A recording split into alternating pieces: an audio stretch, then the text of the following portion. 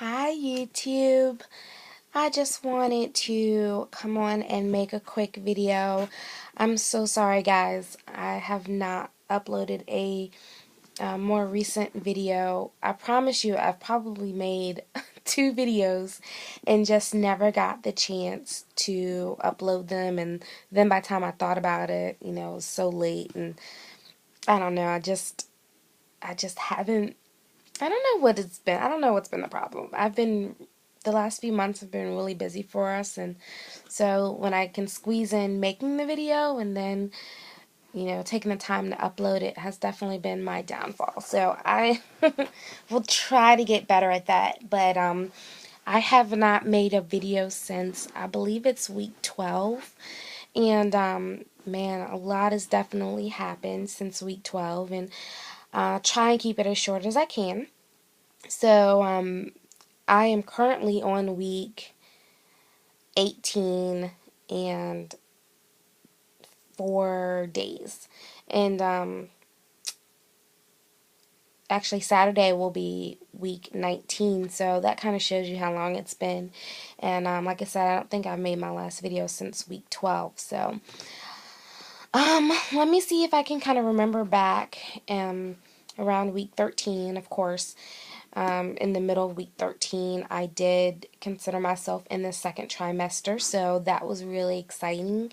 And I guess some of the biggest changes that I felt going into my second trimester was I got a lot of my energy back and just really felt like I could do a lot more around the house, and just my energy back was probably one of the most exciting excuse me, I just hiccuped. One of the most exciting symptoms that I got some relief from. So that was amazing. And, oh, please excuse me, I'm laying down. It's pretty late here where I am, so I'm actually about to go to bed, so hopefully I will get to upload this tonight. But anyways, I digress. Back to what I was saying. So week 13, or around the beginning of my second trimester, we had, let's see, I guess it was like my 4th checkup, and, they just weigh you, do your blood work, not do your blood work, but do your blood pressure, ask if you have any questions, I listened to the heartbeat, and everything looked good, sounded good, everything went well. And then we were asked if we wanted to have any testing done, or if we wanted to have our next ultrasound done, and we decided we definitely wanted to see our baby again. And so during I think it was week 13, we did go and get the ultrasound done, and everything looked good, and got blood work done, and our risk of our baby having Down syndrome was really low, so no further testing was needed. Thank goodness. And so that was definitely a big relief. And it's so funny, every time I see my baby on the ultrasound, it just amazes me, and I just am thankful 10 million fold. So like it just the growth process just amazes me. Around, let's see if there's anything else. Appointment went great. Our baby is pretty big. The ultrasound tech said that already at that time she could tell our baby was going to be a tall baby. And my husband is 6'6.5", and I'm pretty short. I'm only 5'5", but she said from the look of things it was going to be a tall baby, so that was in her opinion. And she also said our baby was a little show off and just making all kinds of movements, and it's just really exciting to see how active my baby is, even though at that point I couldn't feel him or her. And that's another thing. I did ask if we were able to see what the sex of the baby was at that time, but in the ultrasound tech, she showed me, and she said, "Do you have any guesses?" And I said, that looks like boy parts. But she wouldn't confirm or deny. She said it was too early, but I had some good guesses. So maybe it's a boy. So, let me see. That was about it that I can think of, that doctor's appointment and ultrasound. But just beautiful. Baby looks good and healthy, and everything looked good at that point. So around 14, 15 weeks, let's see, definitely breasts are swollen and tender. They're growing. I'm having to, actually, probably this weekend, I'm going to have to purchase some new bras that are a little bigger and more comfortable. Oh, so I woke up. I think this was the middle of week 14. Woke up and had this cramp, like this really severe cramp in my lower right pelvic area, and it scared the mess out of me, and it hurt so bad it woke me up out of my sleep, and I was in the fetal position, and I was like, maybe I just need to get up and shake it off. This was like, come on, like 3 in the morning, 2 in the morning, something like that. And I got up, and as soon as I stood up, I fell to the ground and just in pain, and it scared the mess out of me. I thought I was losing my baby. So I crawled over to Michael. Like, I looked really pitiful. I crawled over to Michael and, was like, Michael, something's wrong. And he was a champ. Like, he handled it like a pro. And he was calm, collective, and just very there for me. So that was, the way he acted and handled it was wonderful. And he was just trying to talk me through it and telling me to breathe and asking me if there was anything he could do, or do we want to go to the ER. And I said, it's so funny, like it hurt so bad that it took my breath away. And I was like, hun, I can't even talk to you right now. Just give me a second. And so probably like 2 or 3 minutes went by, and I was like, I got to do something to get out of this position because I was miserable, I was hurting, I was in pain. And so I'm like, maybe it's because the pain was like so severe. It was like a strong, strong cramp. I thought I was having contractions. And because it was so strong, I was like, maybe I just need to breathe and relax. And so I was trying to think of, like, what I see in the movies or whatnot about breathing and, when you go into labor. So I know that sounds silly, but I'm just trying to think of anything that could ease my pain. So I took a second and I was like, okay, yeah, I can do this. And I just laid out, and I just took in a couple of deep breaths and exhale, and it actually felt better. And I'm so thankful. The next day, I had a doctor's appointment. So Michael was like, do you think we need to go to the ER? And I said, well, let me give it like 10, 20 minutes and see if it happens again. It didn't happen again. So it actually was like a dull pain. So, but it wasn't as severe. So I said, let me just see how I do throughout the night. If I feel it again, let's definitely go to the ER. But I have an appointment in the morning. I don't think we need to worry about it. So I, went to the doctor and I asked about it. And of course, she said, it's very common. It's called round ligament pain, and some feel it more severely than others, and some feel it as a dull pain, and others feel it as a sharp pain. And so, of course, that must have been like the severe pain because it hurt like no other. So that was kind of a really scary moment, but just thankful that my husband was here for me and we were able to get over it and it wasn't anything serious. So that was really all that I really cared about. And let me see, what else? Let me see, anything else happened at that doctor's appointment? No. Oh, So another symptom that I've had is really, really bad headaches and migraines.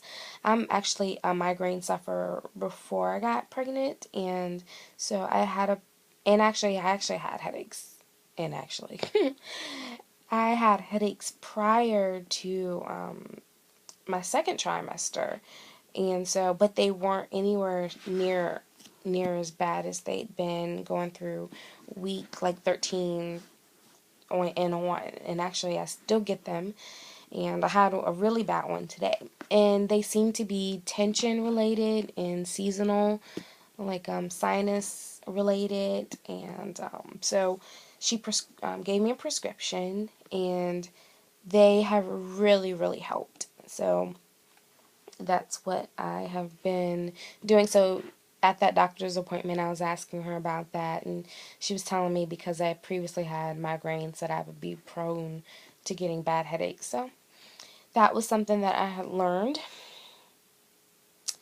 14, 15. Yeah, like still like I got my energy back, a little more energy. I've been just trying to stay as active as I can. Let me see. Okay, I wrote down a couple things. Oh, week 16. I felt the first feelings of flutters, and my stomach would tense up in certain areas, and so, or like harden on one side, and so I knew that had to be the baby, and so that's been really exciting. And at this point, I can feel her making certain movements. Like I can just, it's only at this point, like I said, I'm only 18 weeks, but when I lie down and I'm on my back, I can feel her. And when I'm sitting up and I really think about it, I can feel her moving in there or bumping up against stuff, or when she's laying on my uterus. So, I don't know. I just feel certain movements and whatnot. And so that's been really exciting. And now I'm just waiting for Michael, my husband, to be able to feel her. And I don't know if it's a her or if it's a her, if it's a girl or a boy.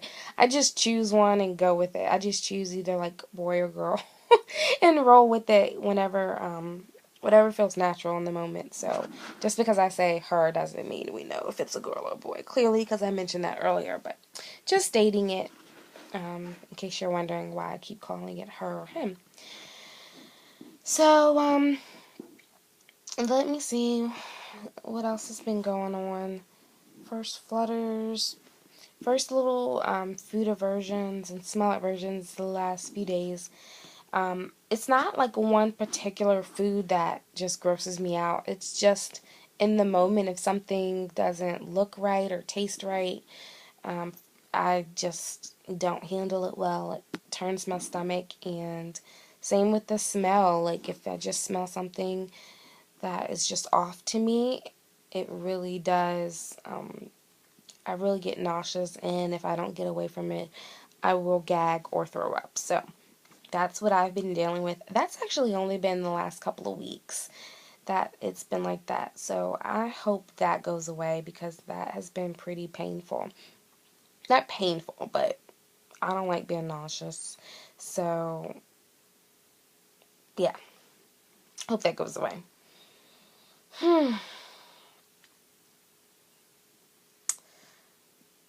I think that's all I can think of. I have my next doctor's appointment tomorrow, and just a routine checkup. And then in 2 weeks, on March the 17th, we find out if it's a girl or a boy.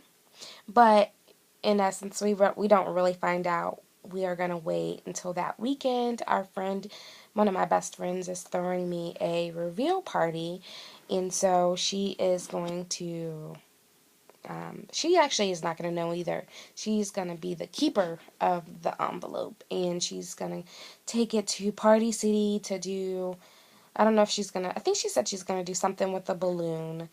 That's kind of the one of the trends that's been going on. So,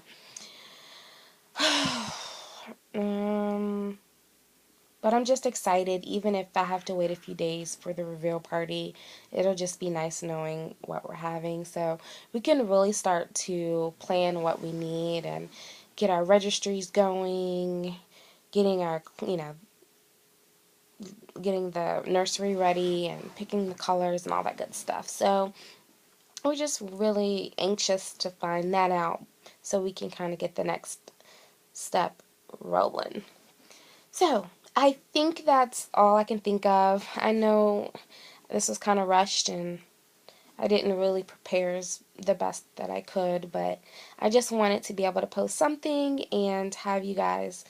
I didn't want you all to think I completely forgot about you, because I've definitely been keeping up with a lot of the TTC community still, and also a lot of my friends that have gotten their BFPs and either are ahead of me around the same time as me, or do maybe a few months after or a few weeks after me. So I'm still following a lot of y'all's journeys, and I am just excited that a lot of you, it's so funny, a lot of you have gotten, who maybe have struggled with conceiving, have gotten those big fat positives, and that's just so exciting still for me. And I'm still interested in that, because I was at that point at one time trying to conceive, and while it didn't take us as long as some of you all who have really tried for maybe a year or over a year, it did take us a little bit of work. And I just feel for everyone who's going through any piece of this process, whether you're at 40, almost 40 weeks, or right in the middle, or wherever you are, it's exciting, and then I guess once you are pregnant, so many different things that everybody's pregnancy is different. So it's so many different things that could happen, and you question a lot of that. So watching everyone's blog through A to Z, it's beneficial for me. It's interesting still, and I just hope the best for everybody, because I want everyone to have that happy ending that I think most of us deserve. So I hope those who haven't had the best of success with either their pregnancy, or maybe they're having to start over, or thinking about starting over, or maybe had early miscarriages or late miscarriages, whatever the case may be, I just want you to know my thoughts are definitely with you and your families, and it will happen to you. You just don't give up, and just keep persevering. So with that being said, thank you for all my new subscribers, and anyone who's taken the time to view my videos. I appreciate it so much. Please comment, ask questions, like, share, whatever you'd like. And I hope the best for everybody, and I hope you have a wonderful day, and I'll talk to you next time. Bye.